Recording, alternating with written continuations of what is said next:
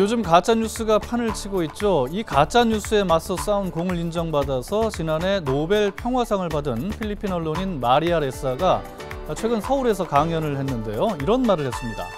가짜뉴스를 방치하면 민주주의 자체가 무너질 수 있다. 우리가 어렵게 쟁취하고 정착시킨 민주주의를 위협하는 가짜뉴스. 오늘 헬로 이슈 토크는 이 이야기로 시작해 보겠습니다. 함께할 분 소개합니다. 당신이 진짜로 믿었던 가짜뉴스 책의 저자시죠. 방송통신위원회 김창룡 상임위원 자리하셨습니다. 안녕하십니까? 안녕하십니까? 가짜뉴스를 쓰신 건 아니고 예. 가짜뉴스에 관련된 책을 쓰신 거죠. 네. 예.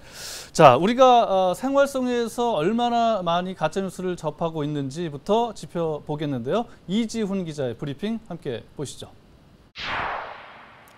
배우 서정희 씨, 암투병 중인 것으로 알려졌는데요. 그런데 얼마 전 유튜브에 이런 내용의 콘텐츠가 올라왔습니다. 서정희가 병원에서 공식 사망했다. 서정희 씨 영정 사진까지 올라왔는데요. 알고 보니 가짜 뉴스였습니다. 서정희 씨는 유튜버가 클릭수로 돈을 벌려고 암을 이겨내고 열심히 사는 본인을 팔고 있다며 불편한 심경을 내비쳤습니다. 가짜 뉴스, 이 정도면 범죄라고 해도 지나치지 않은데요. 가짜 뉴스 피해가 소수 사람들만의 이야기일까요? 우리 국민 1000명을 대상으로 설문조사를 해봤습니다. 응답자의 43%는 허위이거나 허위로 의심되는 재난 관련 가짜뉴스를 전달받은 경험이 있다고 답했습니다. 10명 중 4명꼴로 가짜뉴스를 접했다는 건데요. 응답자 중 86%가 가짜뉴스 피해가 우려된다고 답했고, 역시 응답자의 과반수 이상이 가짜뉴스에 대응하기 위해 현재보다 강력한 법적 규제가 필요하다고 답했습니다. 가짜뉴스의 심각성은 누구나 공감하고 있습니다. 하지만 마땅한 대비책이 보이지 않는 실정. 가짜뉴스만큼이나 심각한 문제가 아닐 수 없습니다. 헬로티비 브리핑이었습니다. 네, 이지훈 기자의 브리핑을 보니까 이 가짜뉴스의 심각성이 굉장히 심한데 10명 중에 4명이 가짜뉴스를 접해봤다. 저도 사실은 카카오톡으로 받은 글 이런 것도 많이 오고 이게 긴가민가 하는데 구별하기가 좀 어려운 것 같아요. 네. 유튜브에도 가짜뉴스가 판을 친다 그러는데 구별법이 있습니까? 가짜뉴스 구별법이 있습니다. 그래서 저는 3가지로 딱 공식을 대입해서 이게 가짜뉴스가 아닌가를 확인하는 방법을 하는데요. 제가 소개해드리는 방법이 3가지는 우선은 이 가짜뉴스가 정치인들이 쓰는 용어, 일반인들이 쓰는 용어 혼재되다 보니까 너도 나도 가짜뉴스 하다 보니까 가짜뉴스의 정의가 굉장히 훼손됐습니다. 그래서 저는 3가지 공식으로 반드시 대입해서 그게 가짜뉴스인지 아닌지 확인해 보라고 하는데, 첫째는 의도성, 고의성이 있느냐. 이 뉴스를 보면서 이게 고의로 만들어졌는지 아닌지 여부는 잘 판단하기 어렵지만 일단은 그 기준을 대입해보고, 두 번째는 이게 조작이 들어갔는지 안 들어갔는지를 반드시 보라. 마지막으로는 이 뉴스에 어떤 목적성이 있는지, 정치적인 목적인지 경제적인 목적인지, 이 3가지, 그러니까 의도성이 있느냐, 그리고 조작 여부가 들어가 있느냐, 그리고 목적성이 있느냐, 이 3가지를 대입해보면 웬만한 가짜뉴스는 다 걸립니다. 판별이 돼요. 그러니까 좀 전에 소개했던 이 배우 서정희 씨 유튜브 사건을 이렇게 보면 이 3가지 공식에 대입해보면 바로 나옵니다. 의도성 여부, 살아있는 사람을 죽은 사람으로 둔갑시켜서 병원에서 공식 사망 이렇게 전달했기 때문에 이거는 의도성이 강한 의심이 듭니다. 그리고 두 번째는 서정희 씨 영정사진, 있을 수 없는 영정사진을 조작해서 올렸기 때문에 이 조작이 들어가 있습니다. 그리고 목적성 여부, 이런 거짓, 말하자면 조작을 해서 왜 했는가? 클릭수를 유도해서 수익을 만들어냈다는 것이죠. 그러면 이 3가지 공식을 대입해보면 이런 가짜뉴스가 확실하거든요. 문제는 이런 가짜뉴스를 처벌을 해야 되는데 유튜브라든가 이런 것은 방송으로 규제를 안 받습니다. 방송법에 지금 이런 유튜브 방송은 방송이지만 방송이 아니라고, 소비자들은 방송으로 보지만 법 체계상 방송으로 보지 않기 때문에 거기에 대해서는? 방송법 규제를 안 받고 일반 물론 형사법엔 규제받지만 명예훼손이라든가 이런 거는 이제 되는데 그런 걸 받지만 너무 멀리 있다 보니까 이 규제가 안 받다 보니까 소위 말하는 유튜브라든가 SNS는 가짜 뉴스의 천국이라고 불릴 정도입니다. 심각한 문제인데 가짜 뉴스하고 또 오보는 우리가 구별을 해야 될 것 같아요. 언론사들이 보도를 할 때 가끔 오보도 있지 않습니까? 그러니까 사람들이 헷갈리는 게 뭐냐면 이거 어떤 건 오보라 그러고 어떤 건 가짜 뉴스라고 그러는데 좀 미디어를 이해하는 사람들은 오보와 가짜 뉴스를 구분해야 된다. 오보는 말하자면 어떤 부주의나 실수에 의해서 잘못된 보도를 오보라고 그러죠. 그렇죠. 물론 오보 중에서도 매우 조직적이고 의도성이 있고 어떤 특별한 목적을 가진 그런 오보가 드물게는 있을 수 있지만 이런 오보는 거의 이런 가짜 뉴스는 거의 드물고요. 대신에 오보는 저널리즘 한 영역에서 기자들의 취재 보도가 완벽하지 않다 보니까 실수가 있을 수 있겠죠. 그런 범죄의 실수나 이런 의도하지 않은 실수는 법으로 보호하는 그런 법적인 장치가 되어 있고 대법원 판례에서도 오보는 법의 보호 대상에 들어가지만 가짜 뉴스는 법의 보호 대상에 들어가지 않습니다. 그래서 법적인 처벌을 받게 되면 가짜 뉴스는 거의 100% 처벌을 받고 오보는 법의 보호 대상에 들어간다. 대부분. 자, 이제 가짜 뉴스의 폐해도 심각할 것 같은데 가장 기억에 남는 최악의 가짜 뉴스 기억나는 게 뭐가 있습니까? 매우 쉽게 최근에 얼마 전에 이제 문재인 대통령이 왼손으로 국민에 대한 의뢰 이 사진을 유포시켰지 않습니까? 말하자면 왼손으로 국민 의뢰를 한 적이 없는데도 오른손을 한 것을 왼손으로 한 것처럼 둔갑을 시켰고요. 사진을 합성한 건가요? 사진을 합성한 것이죠. 그건 조작이 들어간 것이죠. 그리고 정치적인 혐오감을 심어주기 위해서 이런 것들이 사실은 많이 있습니다. 그런 것들을 유포시켰으니까 대통령 입장에서는 이걸 어떻게 명예훼손을 할 수도 없지 않습니까? 그런데 이런 것들이 SNS만 떠도는 것이 아니라 그것이 멀쩡한 신문이나 방송에서도 확산되다 보니까 가짜뉴스의 폐해가 매우 커지는 것이죠. 이런 가짜뉴스의 확산을 막기 위해서 방송통신위원회에서는 특별히 하는 일이 있습니까? 사실은 이 내용 그러니까 컨텐츠의 가짜뉴스냐 아니냐 이런 것을 전문적으로 다루는 데는 방송통신심의위원회가 있고요.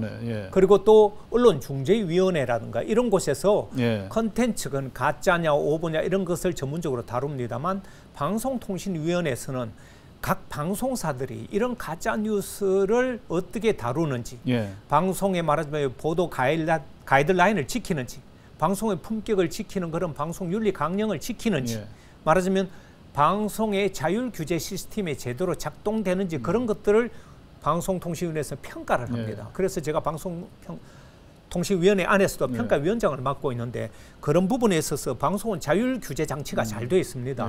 2중, 3중으로 되어 있는데 그런 장치가 작동되고 있는지 그런 것을 평가 기준에 굉장히 높이 점수를 책정해서 방송사만큼은 공신력 있게 이런 가짜 뉴스가 서로 제보되더라도 차단하는 그런 규제 장치가 잘 가동되도록 그런데 이제 중점적으로 보고 있죠. 방송법이 이제 방송은 적용을 받습니다만 유튜브와 같은 채널들은 이제 방송법에 적용을 받지 않기 때문에 가짜 뉴스가 거기에서 이제 온상처럼 되고 있는 것이고 그렇다면 거기에 대해서도 국민들이 시청하시는 분들이 많기 때문에 당연히 또 별도의 방송법이 아닌 다른 법으로 규제를 하거나 좀 관리 감독을 해야 되지 않느냐 이런 의견도 있거든요. 굉장히 많죠. 그래서 이제 이 방송법이 오래전에 만들어졌고 지난 한 20여 년 동안 방송법 개정을 못하고 미디어 환경이 이렇게 급변하다 보니까 앞으로 OTT라든가 여러 형태의 방송, 지금 유튜브가 방송을 거의 대신하다시피 많은 독자층을, 구독층을 이뤄가고 있기 때문에 시청각 미디어 서비스라고 해서 앞으로 이런 시청자들이 이 유튜브를 통해서 보는 방송도 시청각 미디어라는 이름 속에서 통제를 하자 해서 그런 법을 제정하기 위해서 이미 국회에 입법이 되어 있습니다만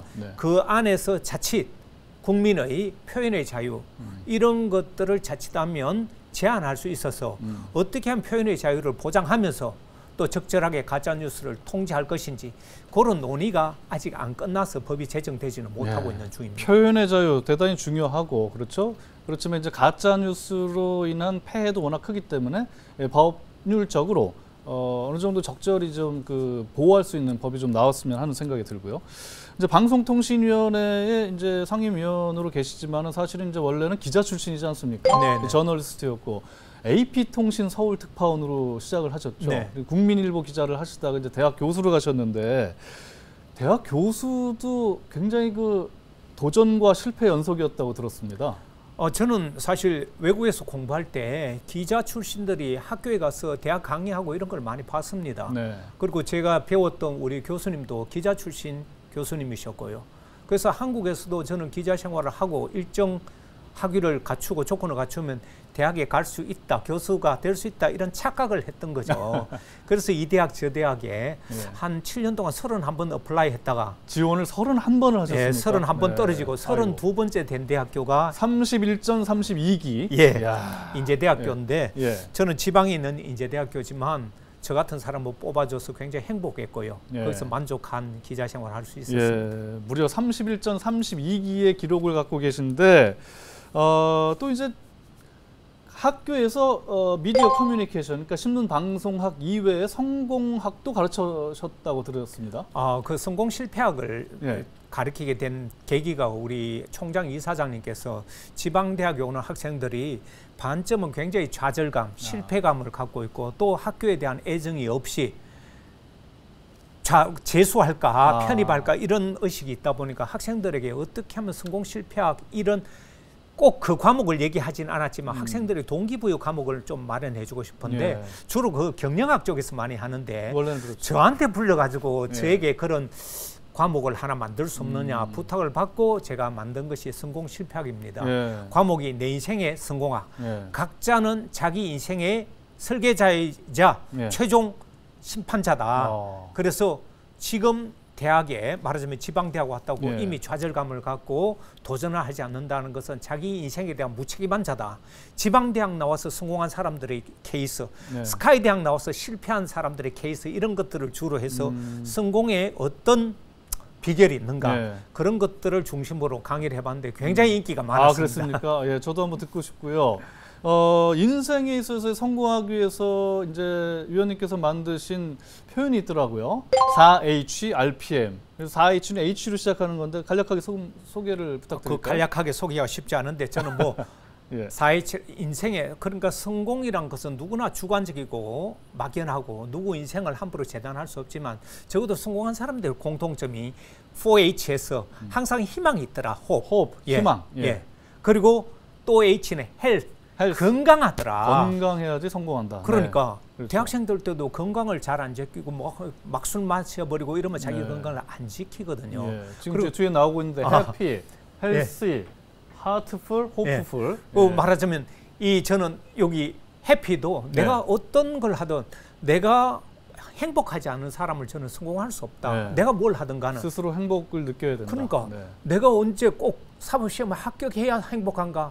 저는 그건 아니라고 생각하거든요. 근데 일상생활 속에 가족과의 관계나 학교와의 관계 속에서 내가 행복할 거리를 찾으면 나온다. 네. 마지막으로 하트풀은 제가 잘 안 되는 부분이라서 열정입니까? 아니 그 따뜻한 가슴, 따뜻한 뭔가 가슴. 쉐어하는 거. 예. 성공한 사람들은 보니까 나중에 이 기부도 하고 나누는 게 많더라. 그래서 꼭 저는 돈으로 기부 안 하더라도 재능도 일종의 기부다. 예. 그렇게 해서 이 네 가지를 갖추기 위해서 저 역시 노력하는 그런 걸 삼았고 학생들에게 우리 지방대학에 있지만 이런 희망을 갖고 우리 건강을 스스로 관리하고 또 작지만 우정을 나누고 학교가 부족하면 내가 학교를 위해서 뭘 할 수 있는가 이런 어떤 따뜻한 마음을 나누고 그렇군요. 뭐 그런 차원에서 저는 얘기를 했습니다. 하트풀 재능을 이제 기부한다 말씀하셨는데 실제로 재능 기부를 많이 하셨잖아요. 저 사실 고향 찾아가가지고 이제 학생들한테 논술 지도도 해주시고.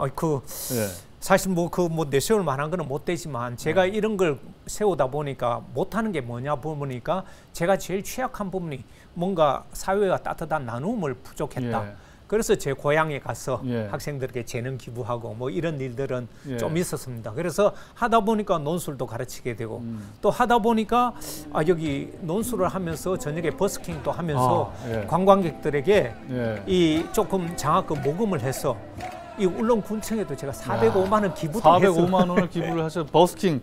야, 이게 대학 교수 하시면서 하셨다는 거잖아요. 그렇죠. 울릉도 이제 고향을 찾아가셔가지고 그 작은 길거리 나눔이죠. 공연. 이제 뮤지션, 음악적인 이제 재능도 있으셔가지고 전혀 없습니다. 거리 공연에서 거기서 이제 모금을 한 거를 울릉도 학생들을 위해서 기부를 하셨다.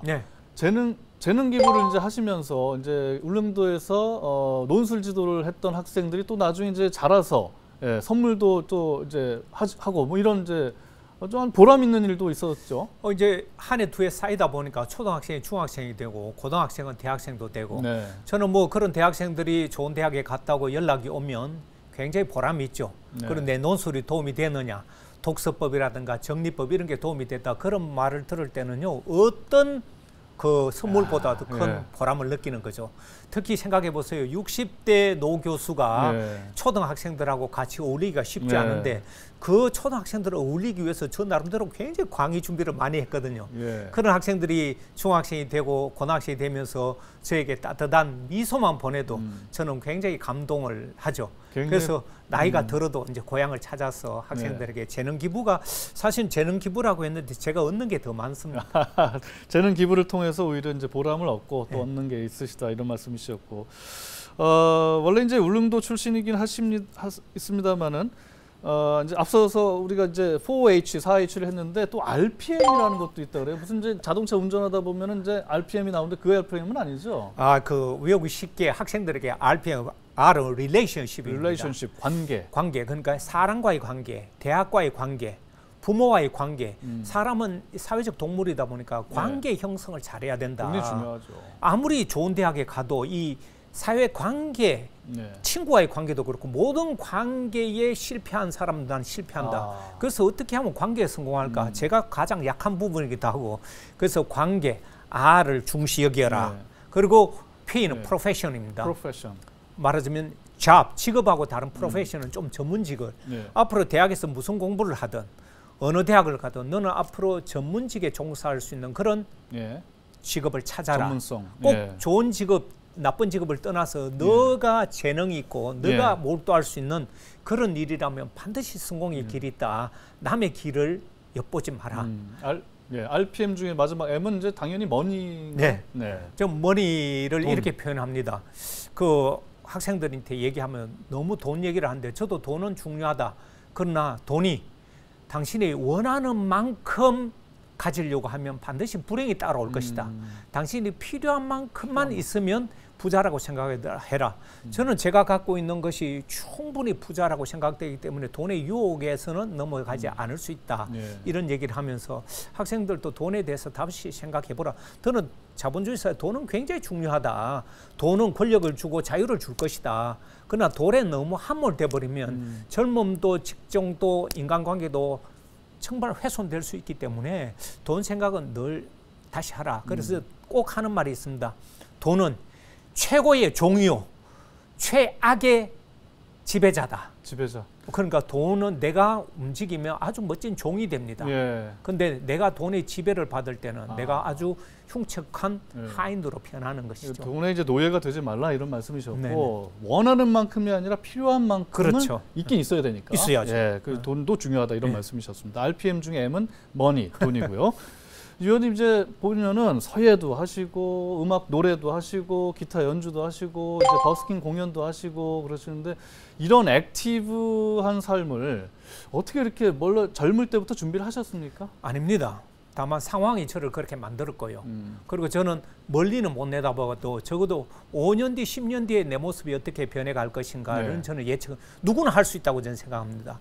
그래서 저는 50대, 60대를 준비했고 60대는 70대를 준비해야 되는데 점점 나이가 들면서 한 가지 어떤 문제가 생겨 앞으로 외로워질 것이다. 이 외로워질 때 오는 것이 바로 우울증입니다. 외로울 때 내가 과거의 영화를 생각하며 우울해지기 때문에 외로울 때 내가 몰두할 수 있는, 내가 즐길 수 있는 일을 하면 지금 이제 화면을 보니까 아주 신나게 노래하시는 모습이 이제 나오고 있어요. 가운데 보니까 뭐 어디서 많이 본 사람도 보이는데 저렇게 이제 즐거운 거죠. 한마디로 그렇죠. 스트레스 해소도 되고. 저는 사실 제가 제일 못했던 게 노래고요. 잘하시지 그런데 않습니까? 이제 노래를 같이 하다 보니까 젊은 사람들하고 또 친구들이 되고 어울리게 되고 그게 저에게 주는 어떻게 보면 삶의 에너지, 활력소가 굉장히 큽니다. 그러니까 음악, 예술 이런 것들이 사람들하고 두루두루 어울리게 하는 예. 그런 힘이 되는 것이죠. 예. 그래서 저는 이것저것 가능하면 많은 시도를 해보라. 그리고 50대가 내가 마지막으로 이런저런 좋아하는 것에 시도해 볼 수 있는 기회다. 이런 예. 생각을 해서 저는 사실 40대, 50대 때 그런 쪽에 집중해서 예. 준비했습니다. 아, 시간이 얼마 없어서 더 이야기를 나누면 좋겠는데 마지막으로 그 노후를 준비하는 분들에게 조언해줄 딱 한 가지 키워드가 있다면 어떤 게 있을까요? 제가 무슨 조언까지는 아니고 네. 저도 나이를 들어가면서 가장 중요한 것은 일본에서 조사를 해봤더니 리타이어하고 난 뒤에 은퇴하고 난 뒤에 가장 인기 있는 남성 꼽았더니 요리 잘하는 사람, 친절한 사람이 아니라 예. 집에 없는 남자라는 예. 통계가 나왔더라고요. 그래서 저는 은퇴하고 나면 집에 없어야 되겠다. 예. 그래서 내 혼자 즐길 수 있고 또 아내와 필요할 때는 같이 있고 예. 가급적 내가 혼자 즐길 수 있는 거리를 예. 다른 사람들과 어울릴 수 있는 거리를 만들어라. 노래도 좋고 춤도 좋고 운동도 좋고 예. 그런 것들을 시도하라. 시도하지 않으면 아무것도 못한다. 예. 용기를 갖고 도전하라. 딱 한 가지 말씀을 드립니다.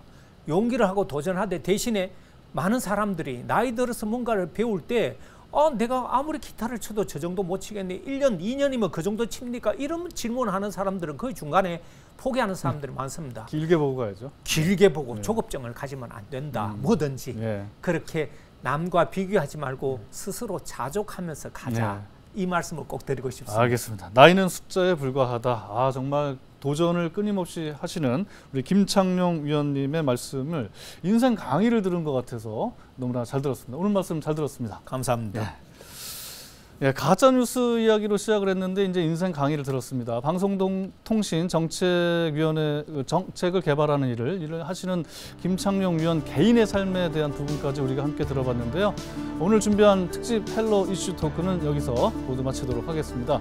시청자 여러분 대단히 고맙습니다.